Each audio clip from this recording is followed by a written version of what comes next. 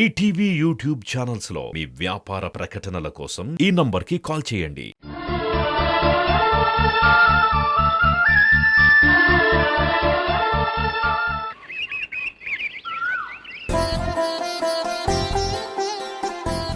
ఏమండి, కాఫీ తీసుకోండి. Good morning Parvati.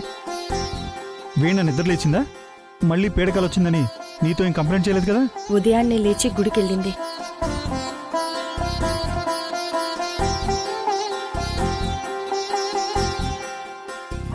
అది సరే గాని పార్వతి, నీ చేతి కాఫీ అమోఘం. ఈ కాఫీ తాగితే ఎన్ని టెన్షన్స్ ఉన్నా చిటికలో ఎగిరిపోతాయి తెలుసా? నువ్వు చేసే కాఫీలో ఏదో మ్యాజిక్ ఉందంటే నమ్ము. మీ పొగడ్తలాపి 2 రోజుల్లో పెళ్ళుంది కదా? అవును, అయితే ఏంటి? దేవుడి దయ వల్ల రిషికి కాళ్ళు కూడా సెట్ అయ్యాయి. మీరు కూడా శ్రీతో ఈవెంట్ మేనేజర్ని పిలిచి మాట్లాడమని కూడా చెప్పారు. మరి వీణ అడిగిన కండిషన్ గురించి ఏం ఆలోచించారు?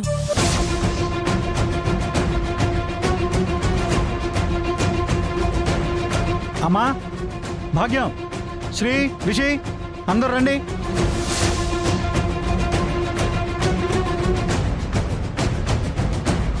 What happen dad? ఎందుకు అలా అరిచారు? మళ్ళీ ఇంట్లో దొంగలు ఉన్న పడ్డారా అన్నయ్య? అంతలా ఎందుకు అరిచావు? నా భార్య పార్వతి నన్నేం అడిగిందో తెలుసా? జీవితంలో ఎవరూ నన్ను ఇంతలా అవమానించాలా ఎప్పుడు మాట్లాడలేదు.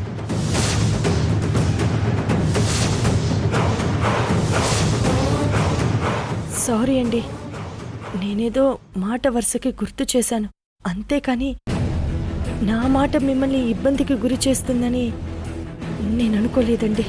అలా ఎలా అనుకుంటావు పార్వతి? అంతా నీ ఇష్టమేనా? ఎదుటి మనిషి ఏమైపోయినా పర్వాలేదా?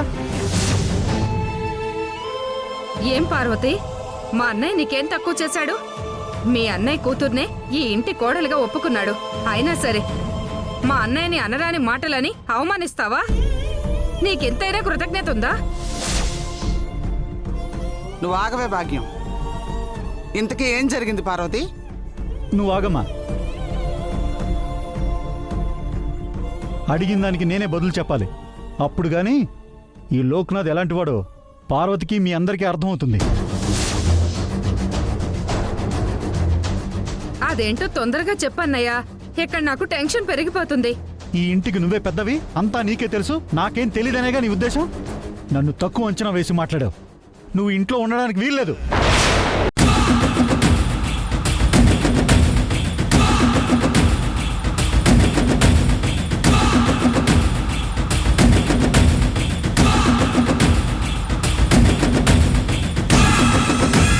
ఈరోజు అటో ఇటో తేలిపోవాల్సిందే. మీరేం మాట్లాడుతున్నారో నాకు అర్థం కావడం లేదండి. అబ్బో, ఏంటి డాడీ ఇదంతా?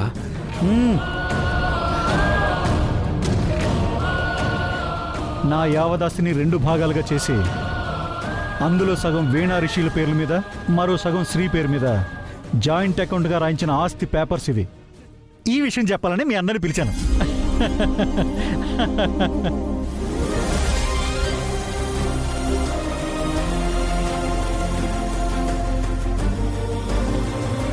అమ్మా, డాడ్ వీణ అడిగినట్లే ఆస్తి తన పేరు మీద రాశారు. నీకు హ్యాపీయే కదా? చాలా చాలా సంతోషంగా ఉంది రిషి. ఈ విషయం వీణకి తెలిస్తే నాకన్నా ఎక్కువ ఆనందపడుతుంది.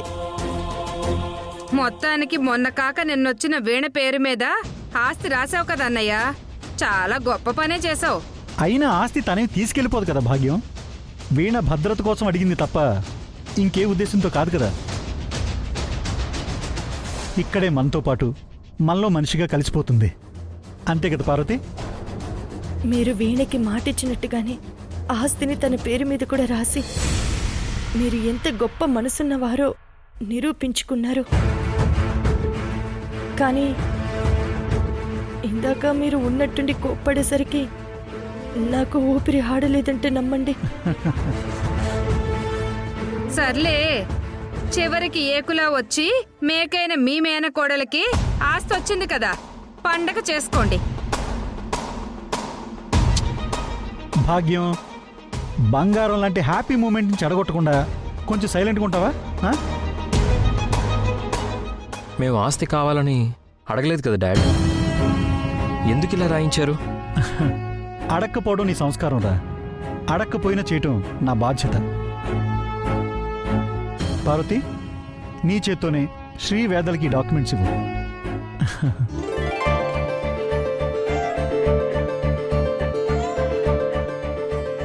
ఇది మాత్రం రిషికి ఇవ్వకు, వీణకు మాత్రమే ఇవ్వు. ఇంకా ఆస్తి మ్యాటర్ అయిపోయింది. ఇంకా మిగిలింది పెళ్ళే. మన స్టేటస్కి తగ్గట్టుగా ఏ దుబాయ్లోనూ చేయొచ్చు, కానీ సింపుల్గా మన ప్రైవసీ డిస్టర్బ్ కాకుండా మన ఇంట్లోనే చేద్దామని నా ఫీలింగు. మీ ఫీలింగ్ ఏంటి చెప్పండి? మీ ఫీలింగ్ ఏంటి? పెళ్ళి అవ్వడం ముఖ్యంరా, ఎక్కడైనా ఒకటే. పార్వతి, నువ్వేమంటావు? మీ మాటే నా మాట అండి. ఇక్కడే ఇంట్లోనే చేద్దాం. మావి ఎప్పుడు హుందాగానే ఉంటారు కదా అత్తయ్య. Very good. అందరి కోరిక మీద వాడి పెళ్ళి ఇక్కడే చేద్దాం. ఓకే?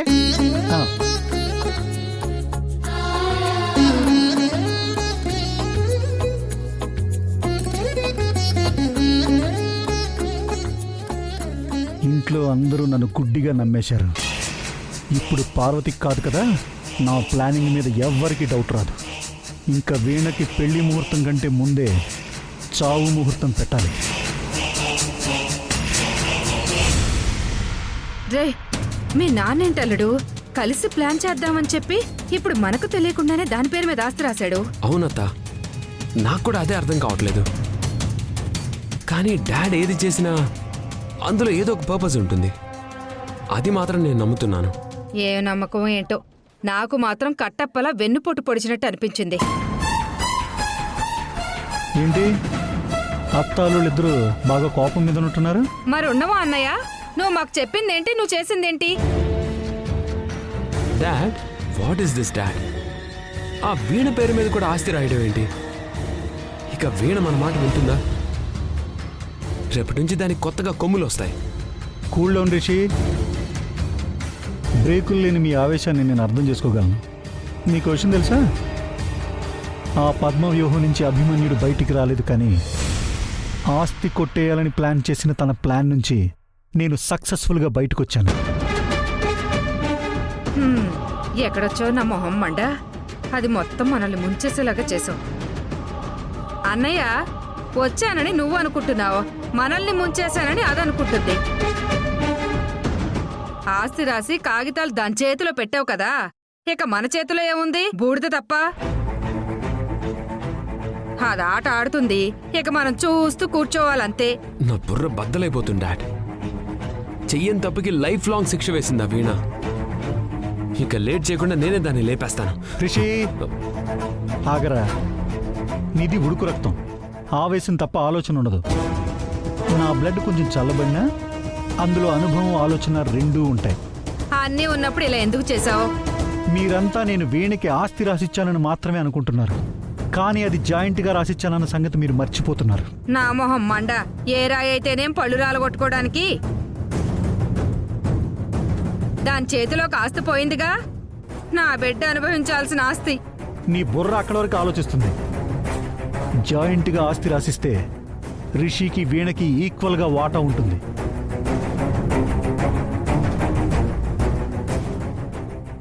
అందులో ఒక్కళ్ళు చనిపోయినా రెండో మనిషికే మొత్తం ఆస్తి వస్తుంది.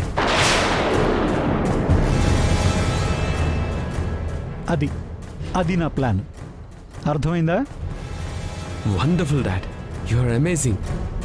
మీరు ఇంత ఇంటెలిజెంట్గా ఆలోచిస్తారని మేము తెలుసుకోలేకపోయాం. ఆహా, నీకు తోడబుట్టినందుకు చాలా గర్వంగా ఉందిరా అన్నయ్య. ఆస్తి నీ దగ్గర ఉంటూనే దానికి అడ్డొచ్చిన వేణిని పైకి పార్సల్ చేస్తున్నామన్నమాట.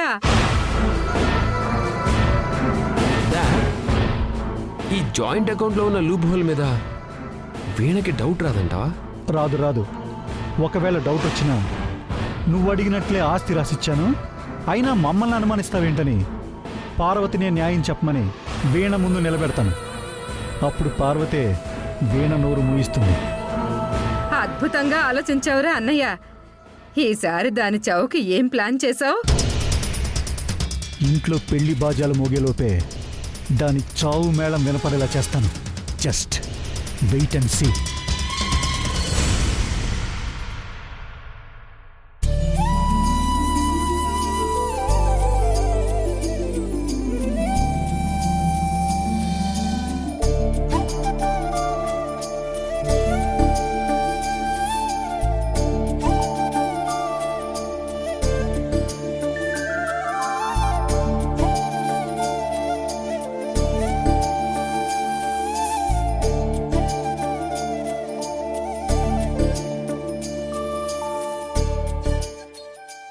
అత్తయ్య ఇందాక పిలిచారు. ఆ, రా కూర్చో వేదా.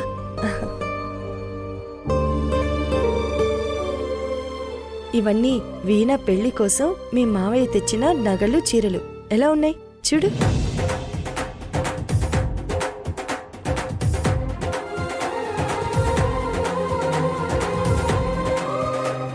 చాలా బాగున్నాయి అత్తయ్య.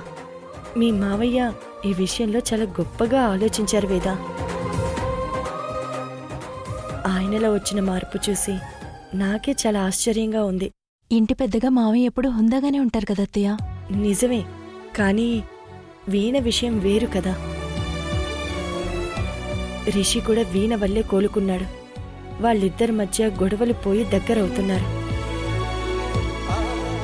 ఇలా ఒక్కో సమస్య సమసిపోతూ వస్తోంది. అలాగే పెళ్లి కూడా జరిగిపోతే అంతే చాలు. ఆ, నాకు పనుంది, వెళ్ళొస్తాను అత్తయ్య. వేదా ఆగు. ఏమైంది అలా వెళ్ళిపోతున్నావు? ఇంట్లో మరిది పెళ్లి జరగబోతుందన్న సంతోషం నీ మొహంలో కనిపించడం లేదు. ఏమైంది వేదా? వీణ రిషి గురించి చెప్పిన దాంట్లో నిజం లేదేమో అని నాకు అనుమానంగా ఉంది అత్తయ్య. నీ అనుమానం తప్పు వేదా. ఏ ఆడపిల్ల కూడా తన మీద నింద వేసుకుని నలుగురిలో నవ్వుల పాలవ్వాలని కోరుకోదు. నిజమే అత్తయ్య, కానీ తనకు జరిగిన అన్యాయానికి పెళ్లి జరగాలని కోరుకోవడం న్యాయమే. కానీ పెళ్లికి అలాగే ఆస్తిలో తనకు వాటా కావాలని లింక్ పెట్టినప్పటి నుంచి నాకు అనుమానం ఇంకా బలపడింది. ఒకసారి వీణ పరిస్థితి అర్థం చేసుకోవేదా. అందరి ఆడపిల్లల మాదిరిగా వీణ పరిస్థితి లేదు. ఆస్తిని లింకుగా ఎందుకు పెట్టిందనేగా నీ అనుమానం.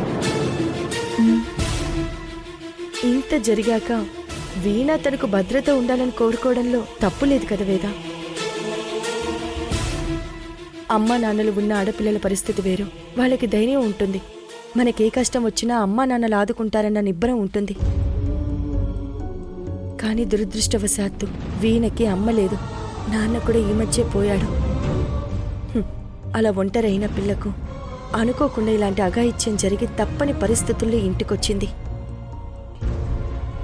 ఇష్టం లేకపోయినా సరే కాంప్రమైజ్ అయ్యి పెళ్లి చేసుకున్నప్పుడు రకరకాల భయాలు ఉండడం సహజం కదా. ఆ భయంతోనే రేపన్న రోజున కట్టుకున్నవాడు తనని రోడ్డు మీదకి తోసేస్తే తనకి ఆధారం ఏంటి? తన ఆస్తిలో వాటా అడిగింది తప్ప డబ్బు ఆస్తుల మీద వ్యామోహంతో కాదు. ఈ కోణంలో నువ్వు ఆలోచిస్తే నీకు వీణ మీద ఉన్న అపోహలు పోతాయి. తను నీకు చెల్లెల్లాంటిది. అక్కా బావలుగా నువ్వు శ్రీ కలిసి తన పెళ్లిని ముందుండి సంతోషంగా జరిపించాలి వేదా. సరే అత్తయ్య.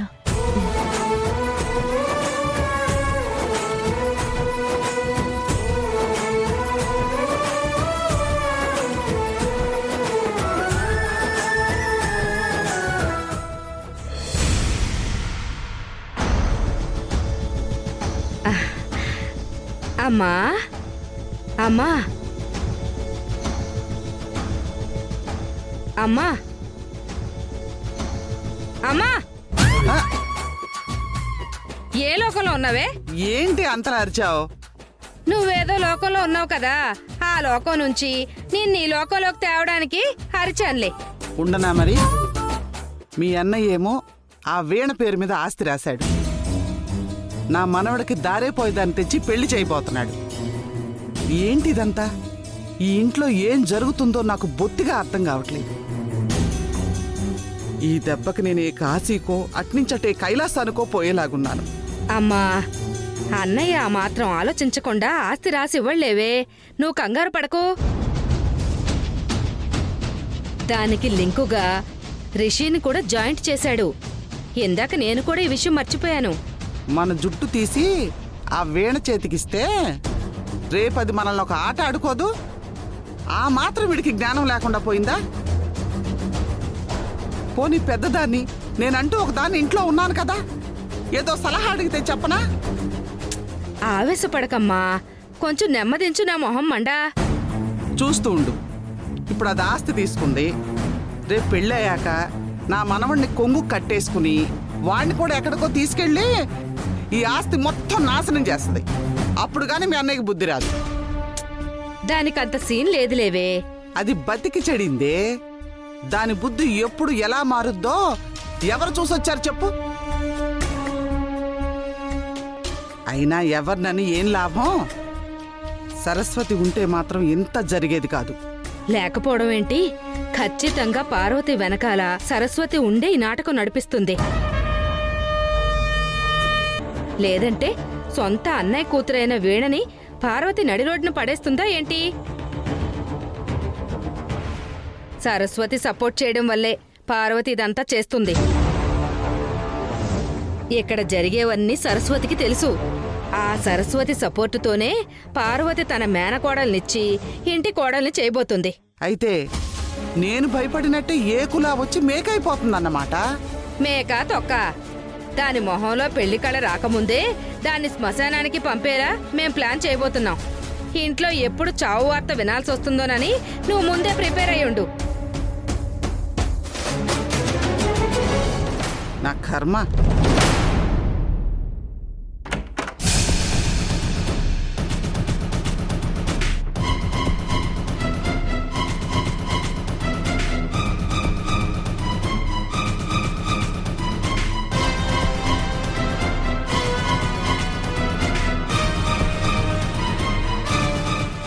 నా యావదాస్తిని 2 భాగాలుగా చేసి అందులో సగం వీణా రిషిల పేర్ల మీద, మరో సగం శ్రీ పేరు మీద జాయింట్ అకౌంట్గా రాయించిన ఆస్తి పేపర్స్ ఇవి.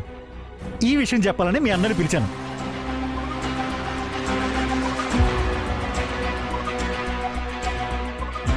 పార్వతి, నీ చేత్తోనే శ్రీ వేదలకి డాక్యుమెంట్స్ ఇవ్వు.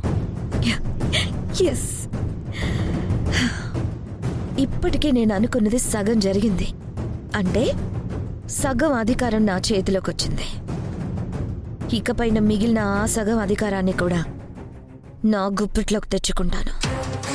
నేనంటే ఏంటో, నేను పొగపడితే ఎలా ఉంటుందో ఆ తండ్రి కొడుకులు ఇద్దరికీ చూపిస్తాను.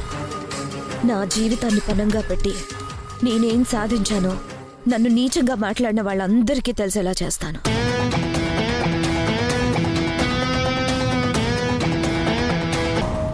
నా తండ్రి చావుకి కారణమైన తండ్రి కొడుకుల్ని ఇద్దరిని వదిలిపెట్టను. నా సర్వస్వాన్ని నాశనం చేసిన ఆ ఇద్దరిని కట్టుబట్టలతో నడి రోడ్డు మీదకి లాగుతాను. అందరితోనూ చీకొట్టిస్తాను. ఆ అవమానం భరించలేక వాళ్లే సూసైడ్ చేసుకొని చచ్చేలా చేస్తాను. మరో జన్మలో కూడా నా పేరు వింటేనే గుండె ఆగేలా చేస్తాను.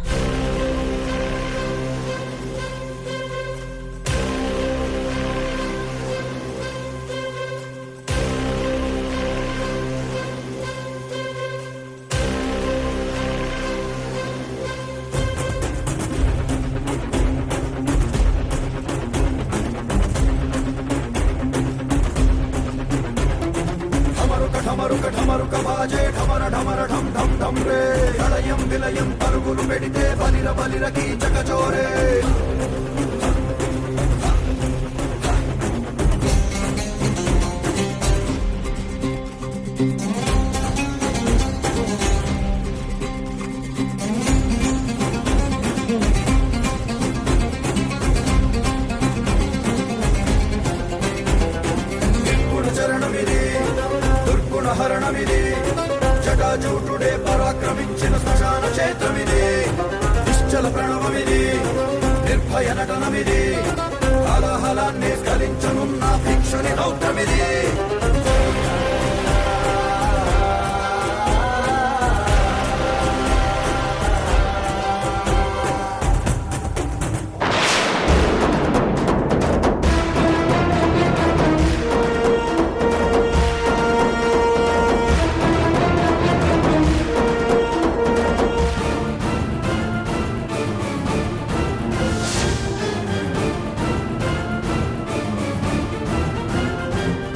ఏంటి వీణా ఎందుకో టెన్షన్ పడుతున్నట్టున్నావు? ఆ ఫోన్తో ఏం చేయబోతున్నావు? ఆ ఫోన్లో నీ సీక్రెట్స్ ఏమైనా ఉన్నాయా? ఆ ఫోన్తో ఏం చేయబోతున్నావు?